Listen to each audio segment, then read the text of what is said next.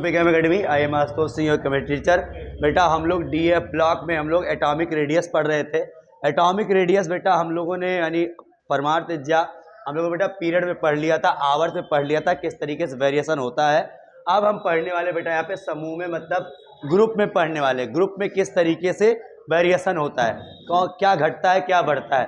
Generally आपने देखा था बेटा कल कि आप ग्रुप में ऊपर से नीचे आते हैं तो सेल नंबर बढ़ने से, कक्षा यानी कक्षाओं की संख्या बढ़ने से क्या होता था वहाँ पर कि आपका साइज बढ़ता चला जाता था।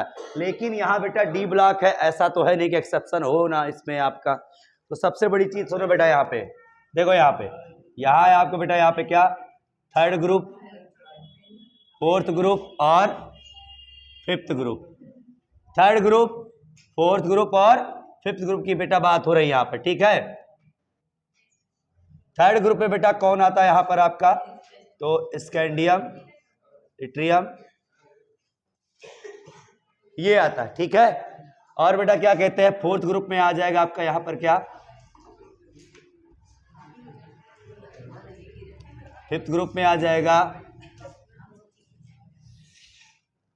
ये देखो बस तीन ही ग्रुप तक देखेंगे, बाकी समझ जाना आप लोग, ठीक बेटा। ध्यान दो यहाँ पे बेटा, जब ग्रुप में ऊपर से नीचे आते हैं तो जनरली हमने क्या देखा था कि सेल नंबर बढ़ने से और कक्षाएं बढ़ने से, ऑर्बिट बढ़ने से साइज क्या होता है, बड़ा हो जाता है। साइज क्या होता है बेटा, बड़ा हो जाता है, ये ध्यान रखना, ठीक है। डाउन कर दो बेटा शटर को, ठीक है। देखो यहाँ पर तो ऊपर से नीचे आएंगे बेटा हम लोग, क्या होगा, साइज बढ़ेगा। लेकिन ये फॉलो कहाँ होता है, लिसन, ये फॉलो कहाँ होता है, देखो ध्यान से यहाँ पे, ये वाली लाइन बेटा क्या है, 3D सीरीज है। ये कौन सा बेटा यहाँ पे 4D सीरीज है। ये कौन सा लाइन बेटा यहाँ पे 5D सीरीज है, ठीक बेटा। 3D 4D 5D ही देखेंगे, इसको छोड़ दो, कोई मतलब नहीं है। 3D 4D 5D में जैसे ग्रुप में हम आते हैं बेटा, ध्यान देना यहाँ पे, तो ये वाली जो लाइन है ये तो जैसे है तैसे ही चलती है।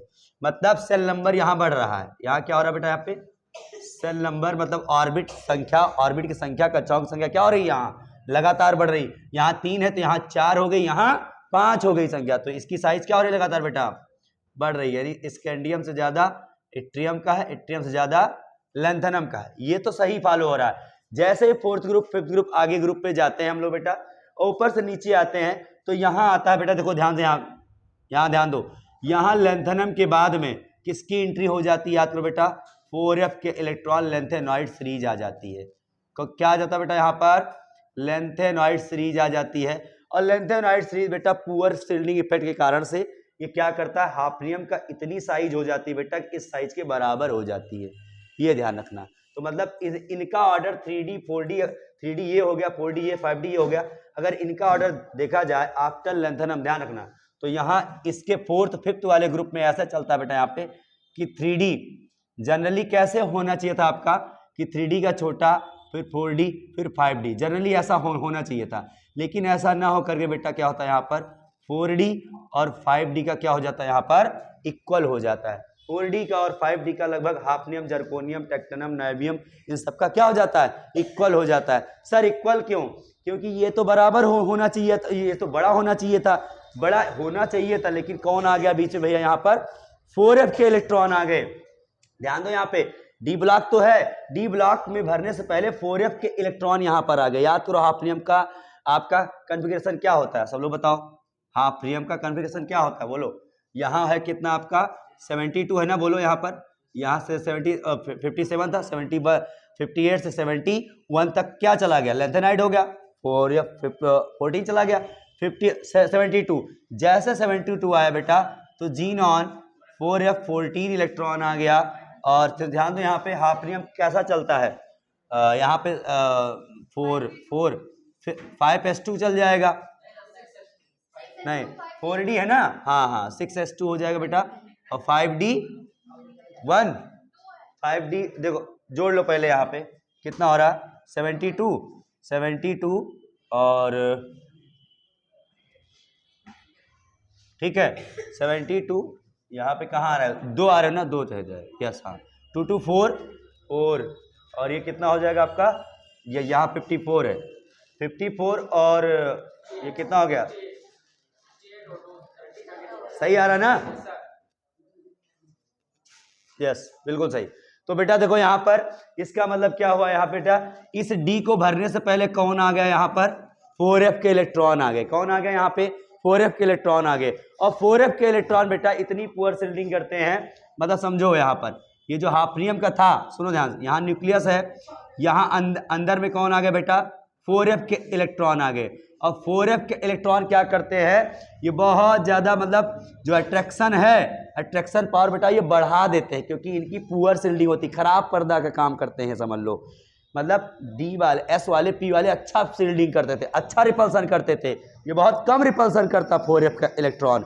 इसलिए ये क्या करता है, ये इसका इलेक्ट्रॉन इस पर ज्यादा फील कर पाता है, ये ज्यादा अट्रैक्ट हो पाता है। यही रीजन से जितना यहाँ बढ़ना चाहिए था, रिपल्सन होना चाहिए था, रिपल्सन नहीं होकर के ये अट्रैक्शन और हो जाता है, इसकी खराब इसकी इफेक्ट की वजह से। इसलिए बेटा इसका साइज क्या होता है, बढ़ने के बजाय साइज कम हो जाता है और इसके लगभग बराबर हो जाता है, ये कहानी होती है।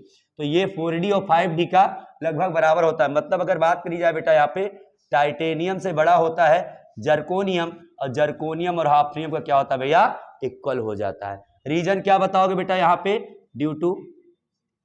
Due to lanthanide contraction, due to lanthanoids contraction, lanthanide contraction. Lanthanide contraction कैसे आता है बेटा यहाँ पे, तो हम कहेंगे यहाँ बेटा ये होता है poor screening effect, poor screening या poor shielding effect, screening effect of 4f orbital electrons. ये ध्यान रखना, कारण क्या है, यही कारण आपको बताना। इसलिए साइज इनकी क्या हो जाती है भैया, लगभग जर्कोनियम हाफनियम की बराबर हो जाती है। तो ये कारण लिखो बेटा फटाफट आप, हिंदी में भी क्या करना लिख देना यहाँ पे, लैंथेनाइड आकुंचन के कारण, लैंथेनाइड आकुंचन लिख देना, या संकुचन या आकुंचन दोनों कह सकते हो आप, हैं लैंथेनाइड साकुंचन, या इसी कहते हो आकुंचन।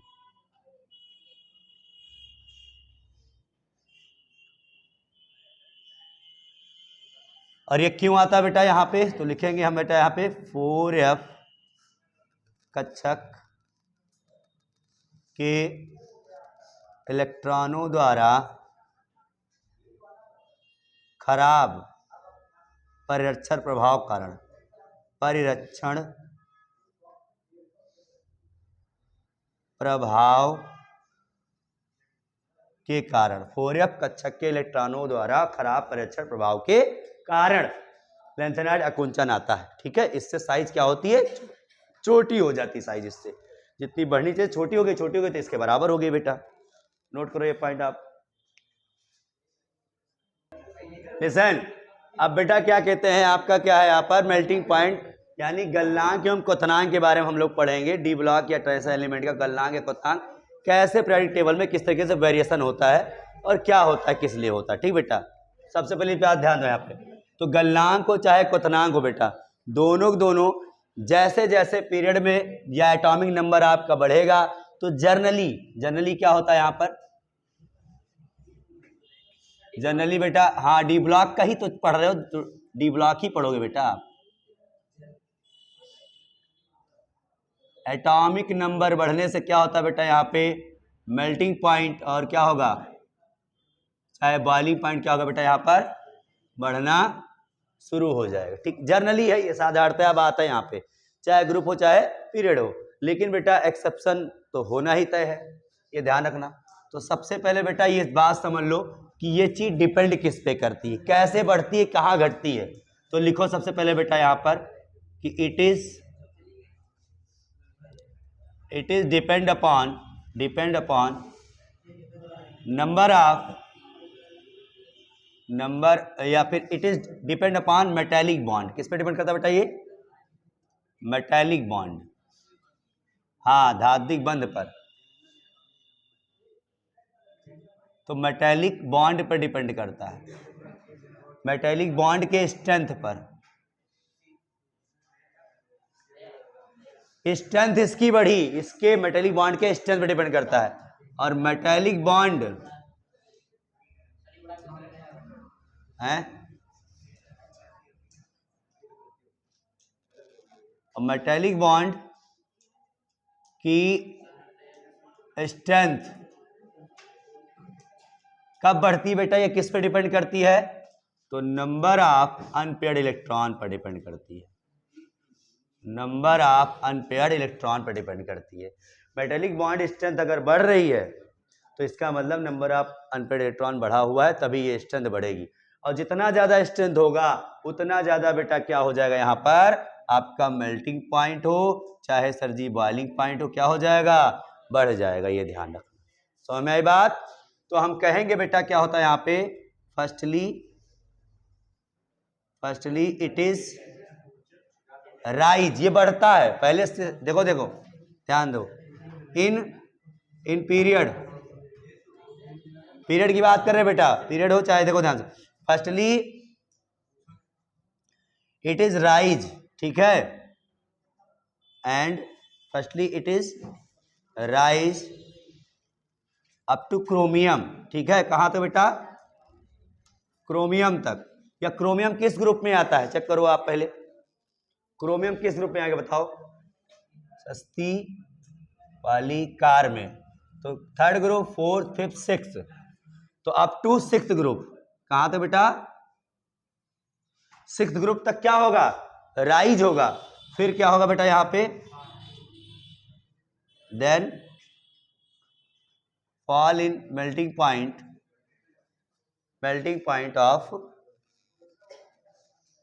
Transition element.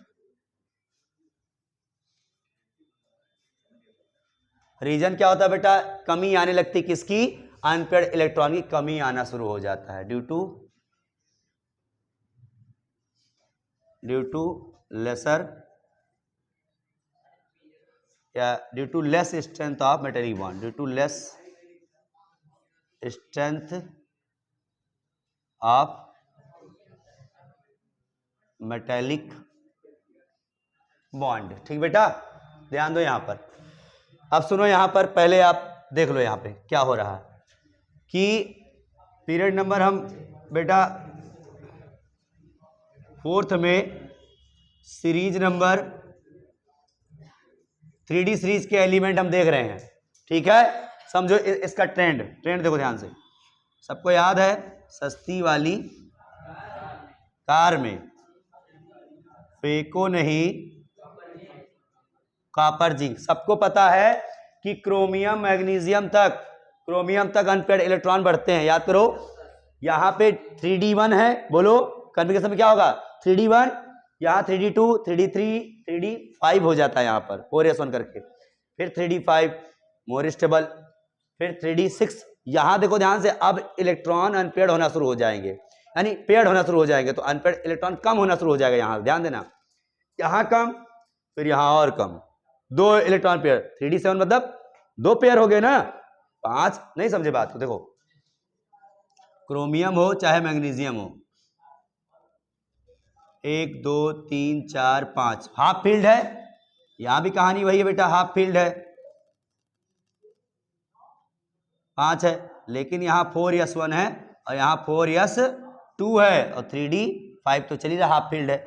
यहाँ क्या होगा बेटा, एक इलेक्ट्रॉन और पेयर हो जाएगा, पेयर होगा तो देखो यहाँ पेयर हो जाएगा, यहाँ 4 ही अनपेयर्ड बचेंगे, यहाँ 3 अनपेयर्ड ऐसे बचेंगे, यहाँ 2 अनपेयर्ड बचेंगे, यहाँ एक अनपेयर्ड क्या पूरा फुल्ली रहता है इसमें भी, और इसमें भी क्या हो जाता है, फुल तो फुल है ही है बिल्कुल।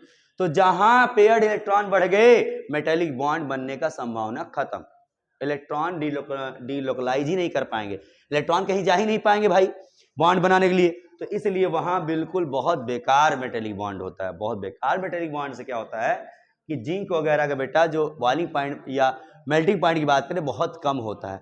तो सुनो क्या हो रहा है यहाँ पर, सर यहां से यहां तक का तो बढ़ रहा है, सुनो ध्यान से, तो मेटेलिक तो क्या होगा यहाँ पे, यहां ऐसे बढ़ रहा है, देखो इसका बॉइलिंग पॉइंट इससे ज्यादा ये हो जाए, फिर इससे ज्यादा ये, फिर ये ज्यादा हो गया। लेकिन अब सुन लो ध्यान से बेटा, अब ये हो गया एक्स्ट्रा स्टेबल, 3D5 भी है, 4s2 भी है, ध्यान देना यहाँ पे, इसको स्टेबल बनाया गया है एक इलेक्ट्रॉन यहां दान करके, यहां ये स्टेबल अपने आप हो गया, क्योंकि 5 इलेक्ट्रॉन सिंगल है और सिंगल 5 इलेक्ट्रॉन बेटा है, इसलिए ये स्टेबल हैं तो अपने इलेक्ट्रॉन को देना नहीं चाहेंगे कि चलो धात्विक बंध बना ले, चलो मेटली बॉन्ड बना ले हम। तो इसलिए बेटा इनका बॉइलिंग पॉइंट क्या होता है, मेल्टिंग पॉइंट क्या होता है, कम हो जाता है। मेटली बॉन्ड बनाते ही नहीं जल्दी से, ये मुश्किल होता है। तो इनका जो क्रम है वो भाग जाता है बेटा कॉपर के पास में। कहां भाग जाएगा, इतना कम हो जाए कॉपर के पास में।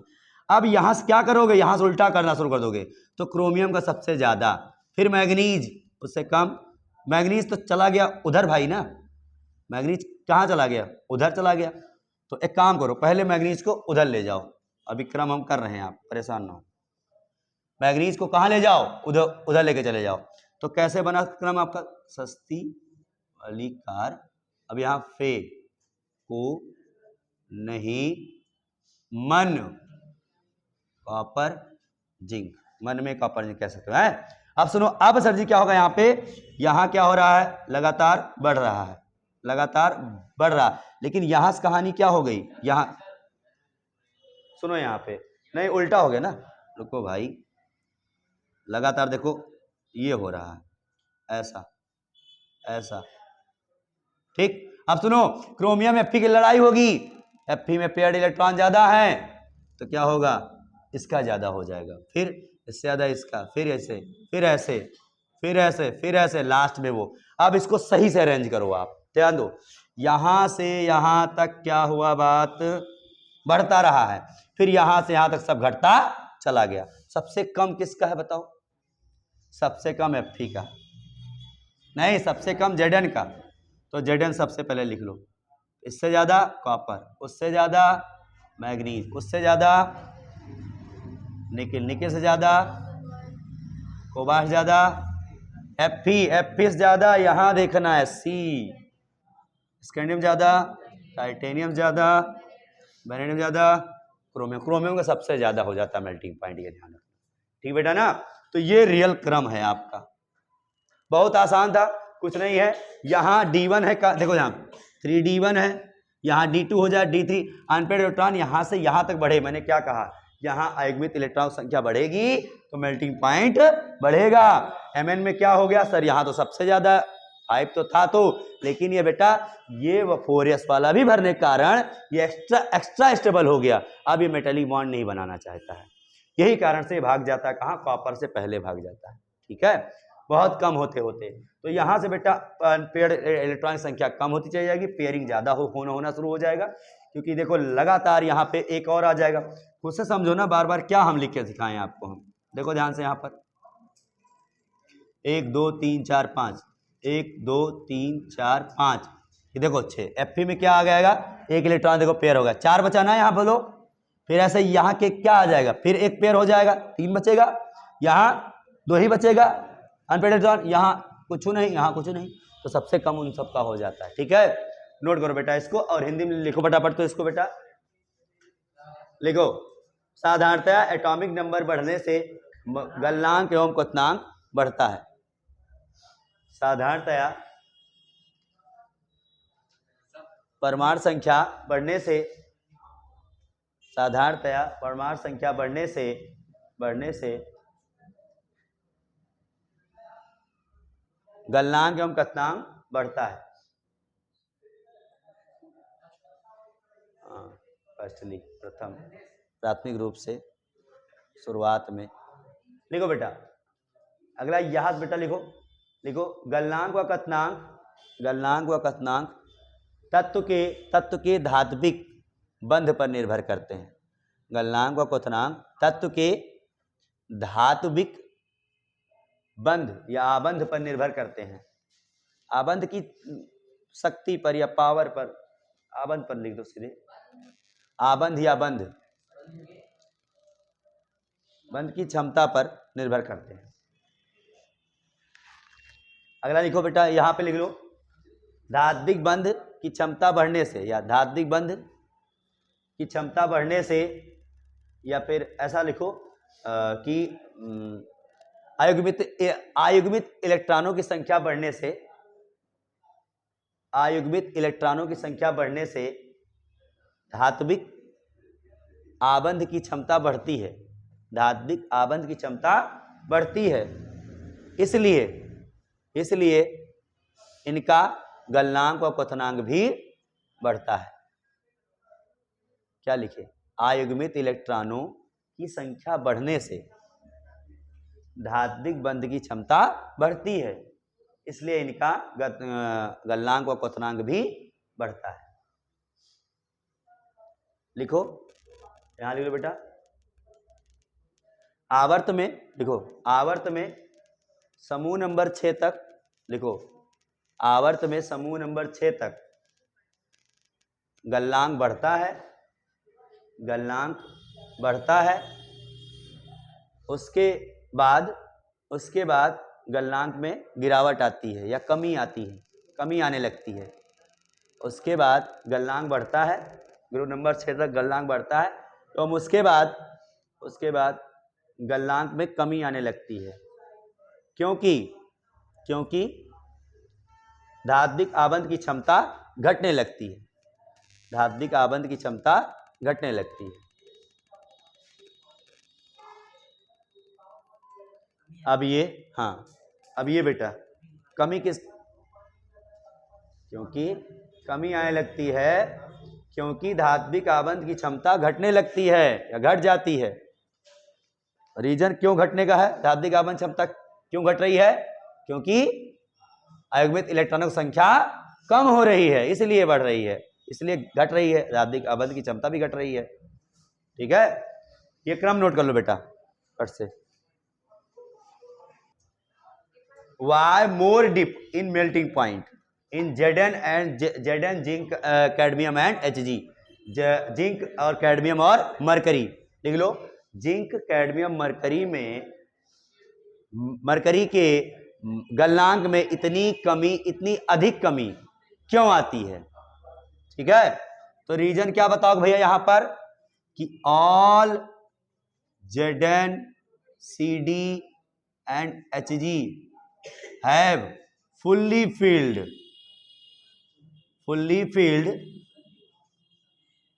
3d 4d and 5d orbital, 3d10 4d10 और 5d10 सब भरे हुए हैं।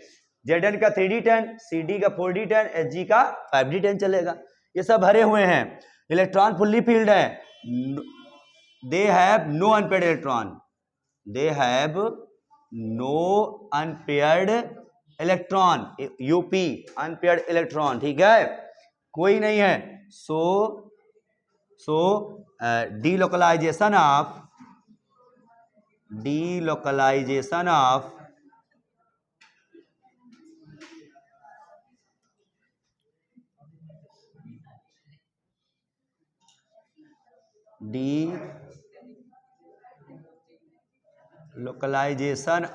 Electron is not possible. So metallic bond is so weaker. Metallic bond बहुत कमजोर हो जाता है, इलेक्ट्रॉन कहीं जा ही नहीं पा रहे हैं, कसम कस भरे पड़े हैं, सब क्या है, सब डबल हैं पहले से ही। तो इलेक्ट्रॉन किसी से बॉन्ड बनाने के लिए भाई किसी सिंगल चाहिए तभी ना बॉन्ड बनाएगा बेटा ना, वही कहानी है यहाँ पर, ठीक है। तो वीकर हो जाता है। So dip in melting point in Zn Cd and Hg, ले लो हिंदी में ले लो बेटा यहाँ पर, क्योंकि सभी Zn जिंक व मरकरी, सभी Zn जिंक व मरकरी के डी कक्षक पूर्ण रूप से भरित होते हैं, या पूर्ण भरित होते हैं। इनके पास लिखो, इनके पास किसी अयुग्मित इलेक्ट्रॉन की कोई अयुग्मित इलेक्ट्रॉन नहीं होता है, कोई अयुग्मित इलेक्ट्रॉन नहीं होता है। इसलिए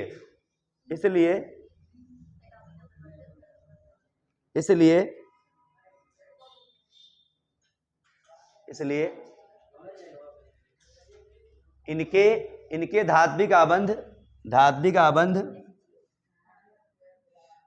धात्विक आबंध दुर्बल होते हैं। हाँ, बनाते ही नहीं, बहुत बेकार है बेटा, बनाते ही नहीं, बिल्कुल दुर्बल होते हैं। अतः इनके गलनांक में इसलिए अत्यधिक गिरावट आती है, कमी आती है, सिंपल सी बात। ठीक बेटा, ये ध्यान रखना। जिंक वगैरह हो, सल्फर बेटा, कैडमियम हो, मरकरी वगैरह हो, कोई मतलब नहीं। ठीक है, ये ध्यान रखना, नोट कर लो बेटा। ये बेटा इसका ग्राफ है, मेल्टिंग पॉइंट देखो ध्यान से, ग्रुप वाइज देखो ध्यान से, ये 3D, ये 4D, ये 5D।